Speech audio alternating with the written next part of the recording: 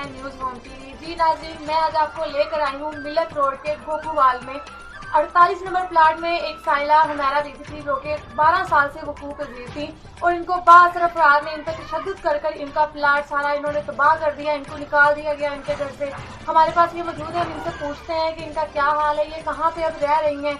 ये मरीज़ है, दिल की मरीज़ है, इनके हस्बैंड जो है वो भी दिल के मरीज़ हैं, इनका छोटा सा बच्चा है जिसको तशद्दुद करके उसे भी निकाला गया। आए हम इनसे पूछते हैं। चल मैं अपना मकान पा रही इट्टां दित्तियां उन्होंने आके दुबारा भी गिरा दित्तियां जो मेरा समान सी तोड़ भन दिता मंजियां मैं उत्थे किसी ने घर रखियां टुटियां भजियां इन्हां ने मैनू ओह मारिया कुटिया मैनू बाहर को फड़ के तरोया मेरे नाल मतलब बहुत बुरा मेरे नाल इन्हां ने कीता कि ऐसा किया कि मैं कुछ कह भी नहीं सकती गाली गलौज भी किया उन्होंने। हाँ जी उन्होंने ऐसा किया कि मैं अजे लफाज नहीं कह सकती कि किसी की धी होर ना सुन लवे ऐसी मेरे नाल इन्होंने बदतमीजी की।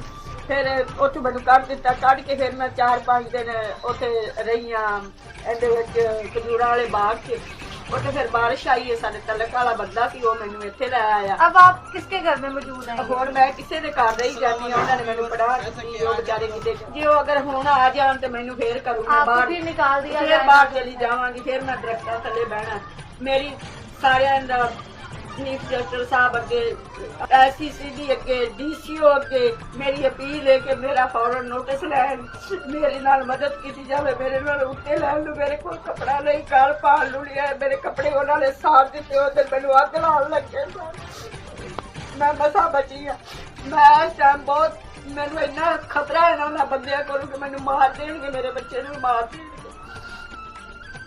जी नाज़रीन, जैसा कि आप देख सकते हैं कि साइला किस तरह परेशान है, दुखी है, उनको किस तरह से मारा गया है।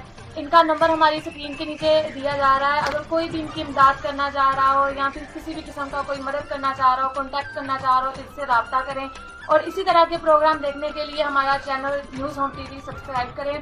कैमरामैन इमरान के साथ आमना हमीद, न्यूज़ होम टीवी।